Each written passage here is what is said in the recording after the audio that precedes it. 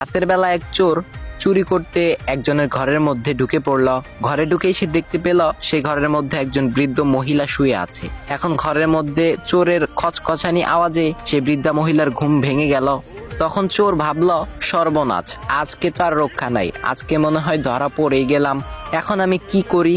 এরপর ঘুম থেকে উঠে চোরকে সামনে দেখে বৃদ্ধা মহিলা নম্র স্বরে বললেন, বাবা, তোমাকে দেখে তো মনে হয় বেশ সম্ভ্রান্ত পরিবারের ছেলেই তুমি। মনে হয় খুব বিপদে পড়ে এই পথটা বেছে নিতে হয়েছে তোমাকে। ঠিক আছে, যাই হোক না কেন, কোনো সমস্যা নাই।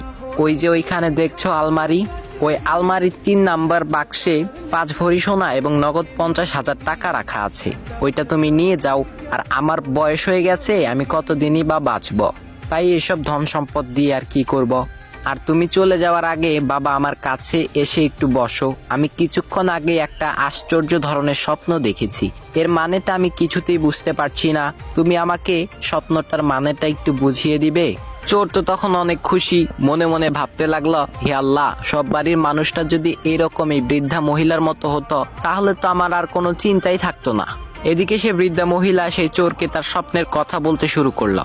সে বলা শুরু করলো, বাবা, আমি আমার স্বপ্নে দেখলাম আমি এক বিশাল জঙ্গলের মধ্যে হারিয়ে গেছি। এমন সময় একটি মস্ত বড় বাজ পাখি আমার সামনে এসে 3 বার বলল, বাহাদুর, বাহাদুর, বাহাদুর। বাবা, এখন তুমি বলো তো এই স্বপ্নের মানেটা কি? চোর মনে মনে ভাবতে লাগলো, এই স্বপ্নের মানেটা কি হতে পারে। এমন সময় পাশের ঘর থেকে বৃদ্ধার টকবগে যুবক ছেলে চলে আসে, যার নাম ছিল বাহাদুর। তার মায়ের ডাক শুনতে পেয়ে ঘুম থেকে উঠে সে চলে এসেছে এবং চোরকে দেখে বেদম মারতে লাগলো।